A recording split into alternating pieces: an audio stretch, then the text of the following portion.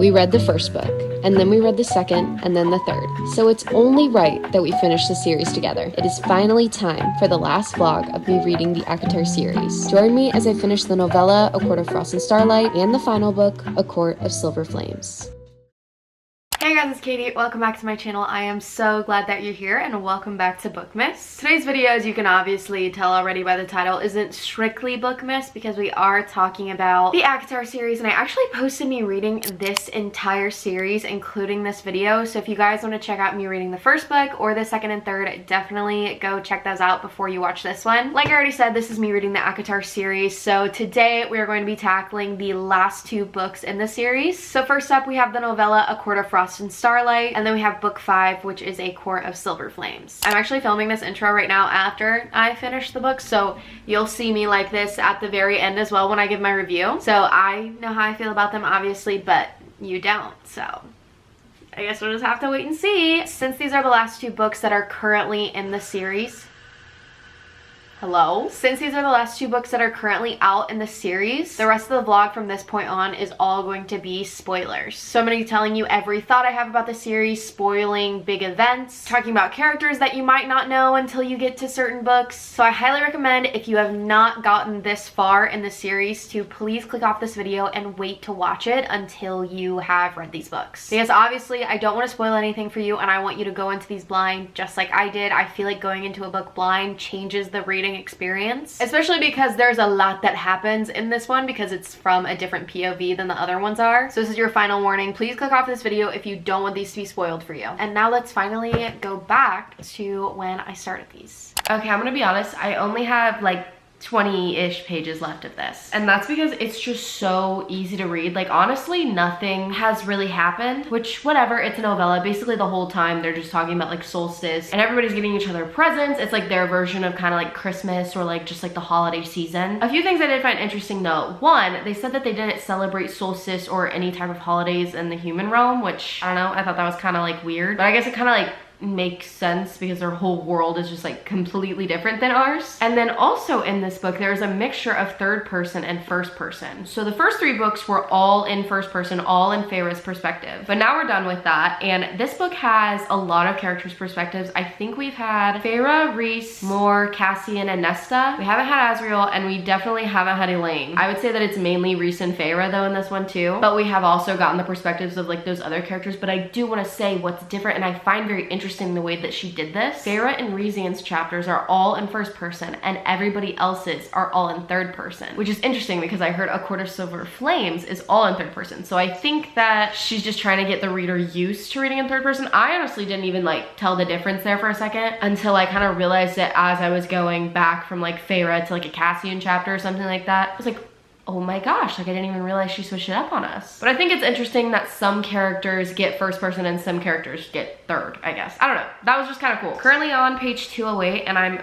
pretty sure there's only like 220. There are 229 pages. And it's just supposed to be like a cute little happy novella book about their holiday season, which I get, you know, like these characters have been through a lot. And I think it's like kind of fun. I don't really know exactly what I was like hoping for this book, honestly. It's kind of like giving me nothing just because there's like not much of a plot and it's just like about the characters and their lives, which is fine because like I do love these characters. But I'm also just hoping at the end like we get some plot or we get some lead in to the next book, because this guy, obviously it's a brick. Like let's just be honest, like this is a massive book. So I don't know, I feel like I'm just gonna need a little bit more of a lead in since she is such a big guy. But I am excited to hear about Cassian and Nesta's story, obviously. Going back to this one before we get into that one, I'm trying to think if there's anything else that has like actually happened that's important at all. I know there's like this whole thing with like Nesta not wanting to come to Solstice. Oh, I can eat it. Good job. Oh, hi. Where are you going? Lay down. Oh, good boy. But yeah, Nesta basically doesn't want to be like affiliated with the inner circle anymore. She doesn't want to be a part of their family. And she's kind of like not even talking to Elaine, which is kind of big. She ended up coming to Solstice though, but she's just pushing everyone away, especially Cassian. I'm just very interested in Nesta and her story. A lot of people have said that Court of Silver Flames is their favorite book and they love Nesta even more than Feyre. And I do like Feyre and Rhys a lot. So I'm very excited to get into that one, but I feel like that's literally all that's happened so far. Let's go ahead, finish this one up really quick so we can get into that one.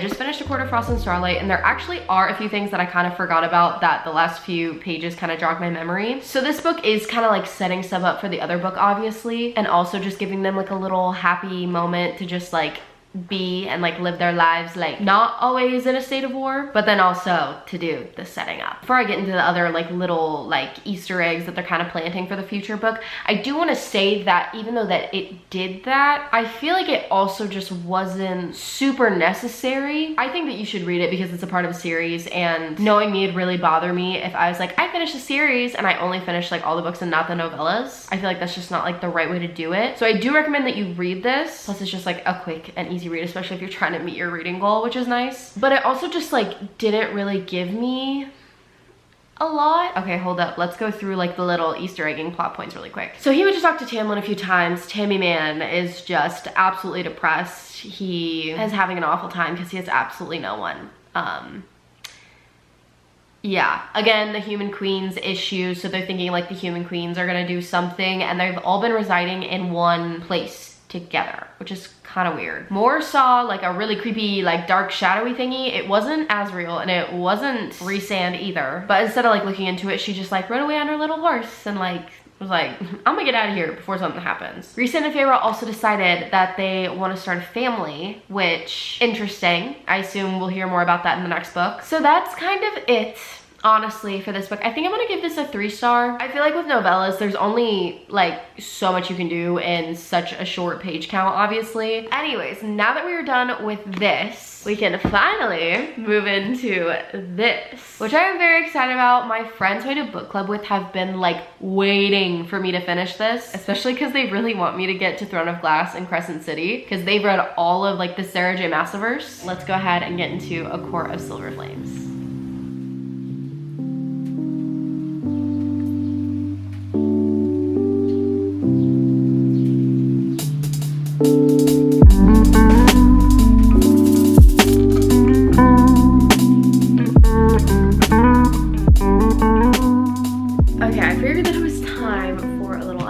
ACOSF. I actually purposely matched it. I mean, obviously it's not the same orange, but I'm wearing orange today. Anyways, currently on page 150, actually. Honestly, it's been a little slow. Nesta's been wildin'. We figured out in Frost and Starlight that she was like at a bar and she was kind of like exiling herself from everyone, including Amren. But Amren was like her closest confidant in the past few books, it seemed, because they kind of like got each other a little bit more. Cassian is like a big old teddy bear, big softy sweetheart. I absolutely adore him. Reading his thoughts, I just love him so much. I think that he has the potential to be my favorite Bat Boy, in all honesty. And whenever people were saying that at first, when I only read the first 3, I was like, nah, like Rhysand all the way, like he's my #1. But Rhys in this book, even, and reading Frost and Starlight, I was kind of really like, Rhys is a little cringy.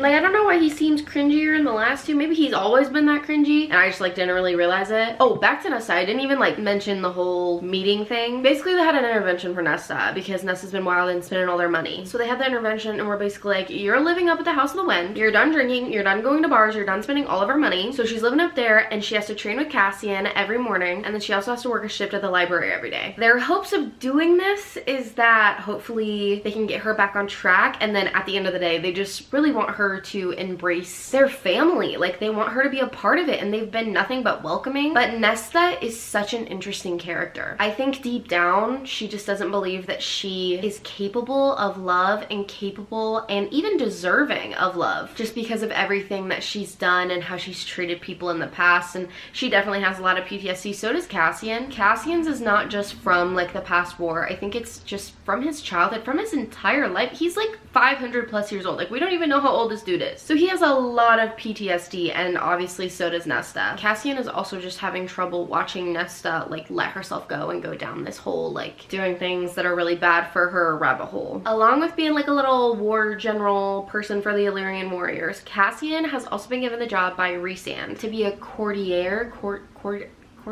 I don't really know, but basically like talking with people, playing strategy, not like war strategy, but like being like the brains of the operation. So he ended up going to a meeting to talk to Lucian, and Aris ended up being there, and so did Vasa and Jurian. And he learned that the sorcerer that's kind of like keeping Vasa in, because remember she's like a firebird, but that sorcerer put that spell on her, and his name, bear with me here, is Kostre? Koschei. So they think that Koschei and the young queen who got turned old in the cauldron, her name's Bryalin, are working together. But I think that whole situation is definitely going to be like the biggest plot line in this book. That's my guess anyways. I finally met Emery and Gwyn, which I'm very excited about because I've just heard a lot of things about them, seen them on TikTok and stuff like that, because some of those names have been spoiled for me, even if like their plot lines haven't. Also, why does SJM just love Naja? Like, she eats it up. Like, she loves making all of her characters like puke their guts out repeatedly. What's up with that? Can we talk about that? It's kind of disgusting. I don't like it. Basically, with the whole training thing too, for Nesta, she's not training. Like, she's literally like just sitting on a little stump over there in the corner and Cassian's off doing his thing. And Amren ended up telling Cassian, like, just keep reaching out your hand, keep reaching out your hand. And that keeps coming up in the book, that little line of Amren saying that in his head. And I just love how much he cares about her. Even on page 122, he ended up saying please. So he was asking her to train and she said, enjoy your exercise. Cassian bristled, but he held out his hand again. Please. She'd never heard him say that word. It was a rope thrown between them. He'd met her halfway, let her win the power battle, admit defeat if she would just get off the rock. She told herself to get up, to take that outstretched hand, but she couldn't bring her body to rise. Ugh, guys, it's just so good. I also do think Feyre is pregnant because Rhys keeps having this like weird shield around her, like a protection. And every time she just kind of like plays it off and she's like, haha, you know Rhys, he's just practicing. No, girl, like, you're totally pregnant. So I guess we'll just have to wait and see.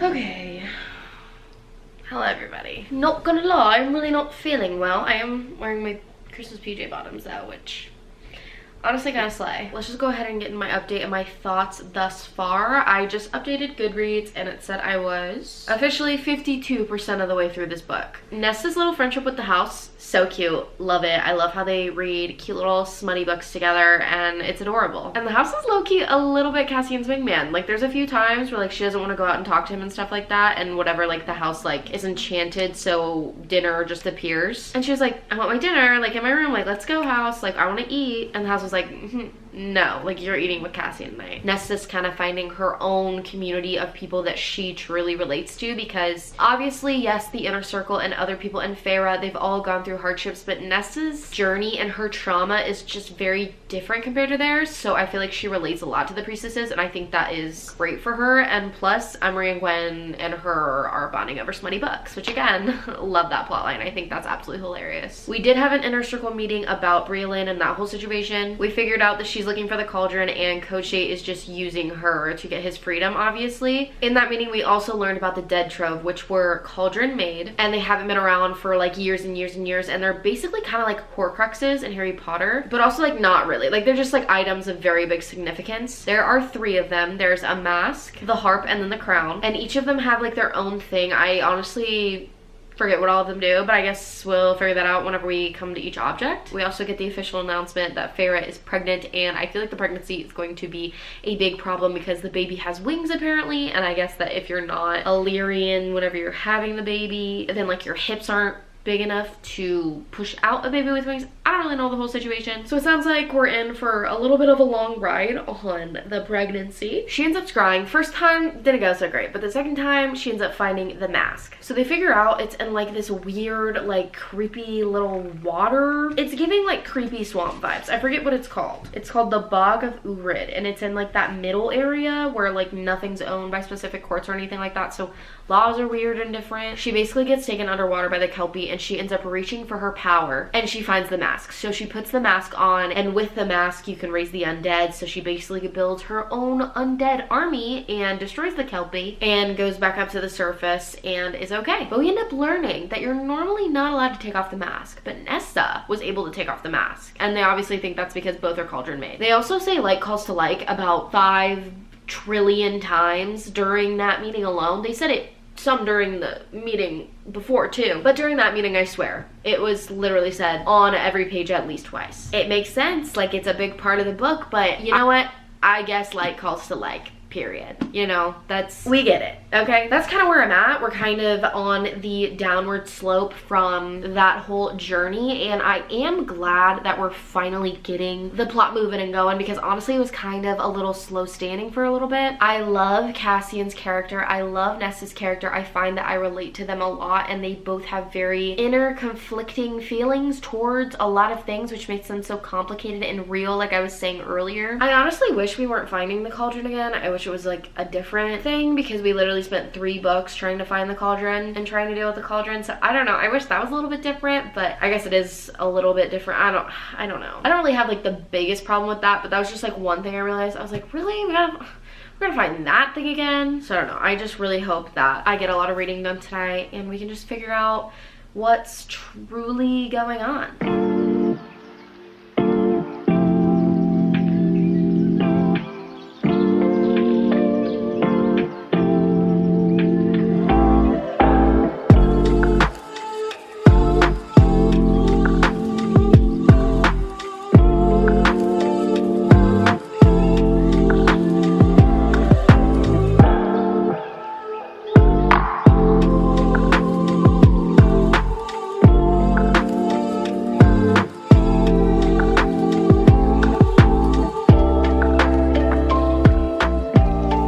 About 150 pages left. I'm really hoping to somehow finish tonight. I'm on page 595 to be exact. And all of a sudden, like, I'm really enjoying it a lot more than I was originally. Something very interesting did happen whenever Nesta and Cassian, they just went to a blacksmith and just started like making stuff. And I was like, oh, like, this is just a random scene. Like, this isn't anything important. Katie, you're fooling yourself. Why did you think that? SJM never does that unless there's a reason, and there was a reason. Basically, since Nesta was cauldron made, the weapons that she ended up making had her power within them. So there used to be like very powerful swords and stuff like that, but they've just kind of been lost because they were very ancient and old. And the last time that there was a very powerful sword with that kind of power, it belonged to the High King of Prithian. And obviously they don't do kings and queens anymore. So I'm saying, like, these are ancient, like these are old, and they literally have no idea where they are, and there haven't been any in a very long time. There was also a part where Amren was trying to convince Rhys to become High King and like try and do that again. She was like,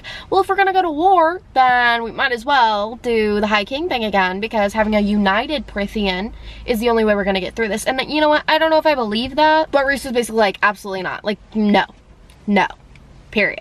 No. Now we also have a moment where they're like, you know what? A war is coming. We need to build our alliances, make sure they're strong, make sure they're not gonna go against us. And the one specifically that they want to make sure is super strong is the one with Rhys. They end up giving him one of the swords that she made without kind of like telling him, but like he knows that it's kind of powerful. And then Nesta and him end up dancing. It goes great. Like the tension between them was actually so good. And I think it's just because it's reminding me of Powerless. Powerless has a lot of ball scenes that are also very good. And like it was kind of giving enemies to lovers for a second. So I really liked the tension between her and Rhys in that moment, and that was probably the most excited that I felt in this entire book. And I really hope that it just doesn't stop from there, because you know how I said that it keeps getting exciting and then kind of like falling off. Like I feel like there were a lot of things in here that could have been skipped, or a lot of things that could have been explained in like a few sentences. And I like Nesta and Cassian separately as characters, but I just don't know if there was enough tension for me for them. Obviously, since the very beginning, since they met, we knew that there was something going on with them, but we didn't have enough scenes with them to really get it. And I think it's because that they have been, well, there have been some spicy scenes between them. I feel like it just happened too early, and that's not really like my vibe. Because like, I want to wait until the last page of the book for the characters to kiss. Like, I want that tension to build. And it just really wasn't giving that to me.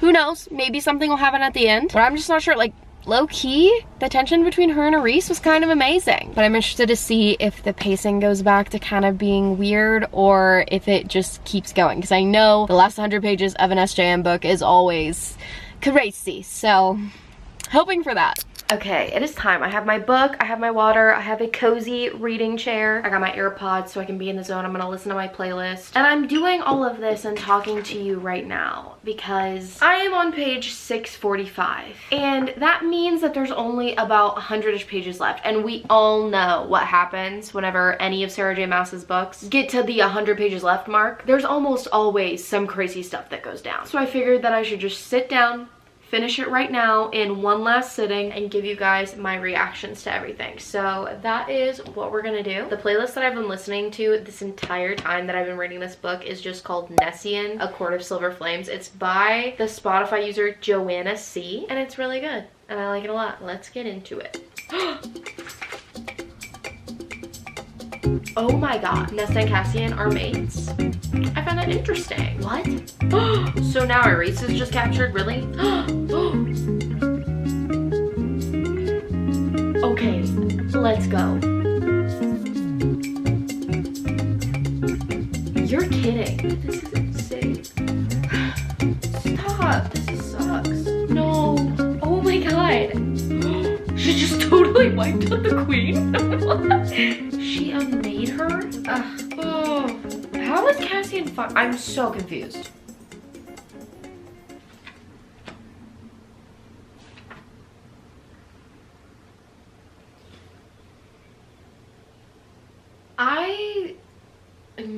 Hey guys, long time no see since the beginning of this video.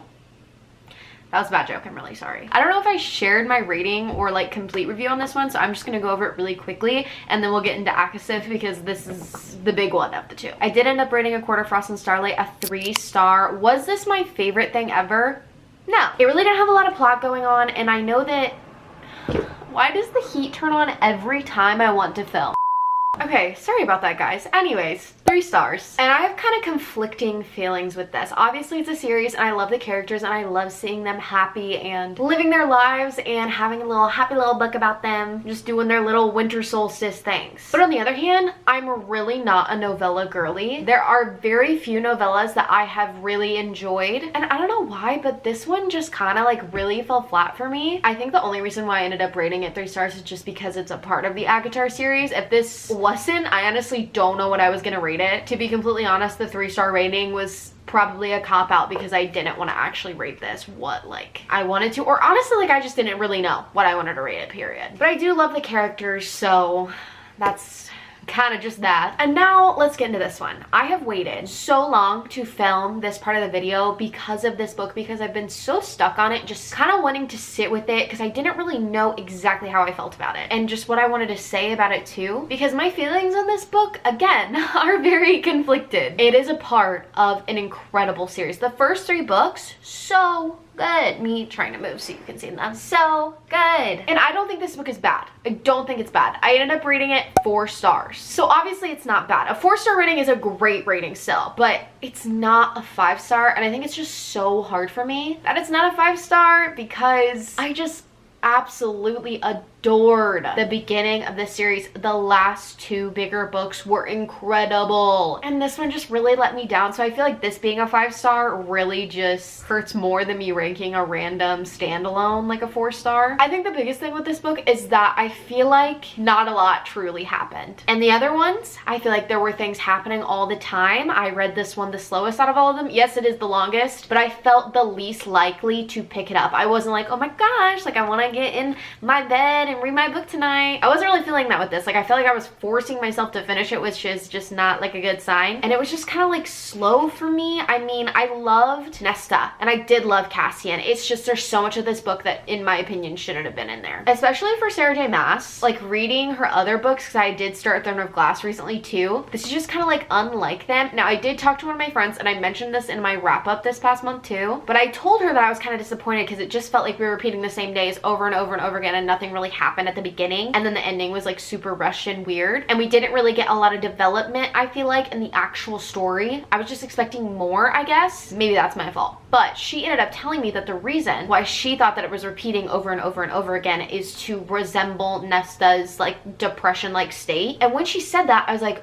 oh my gosh, like that totally makes sense. And I think that is brilliant if that was what Sarah J Maas was trying to do. So I think that's the biggest reason why I rated it a 4-star. I honestly was like this close to giving it like a 3.5 just because it just didn't hit as much for me. But again, this is a part of an incredible series that I love, so it just felt weird giving it a super low rating, even though 3.5 still isn't a bad rating. Me trying to like literally justify everything. I don't know. My rating on this book will probably change a lot, to be honest, but right now it is a 4. If you guys have read this book, I would love to chat with you guys down below on your thoughts on it. One more thing too, I think that this was like almost too smutty for me. Maybe I just wasn't in like a smutty mood or something like that, but it was smutty.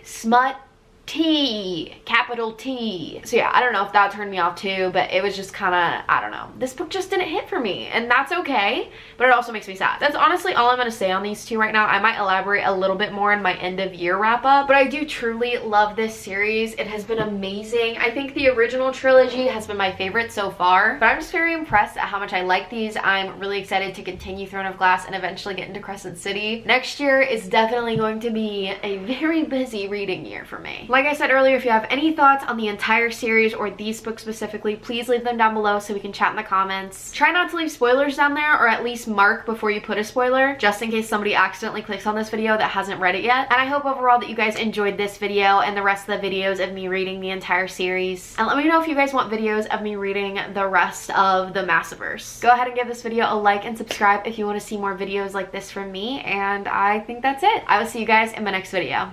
Bye guys. Heard a quarter circle of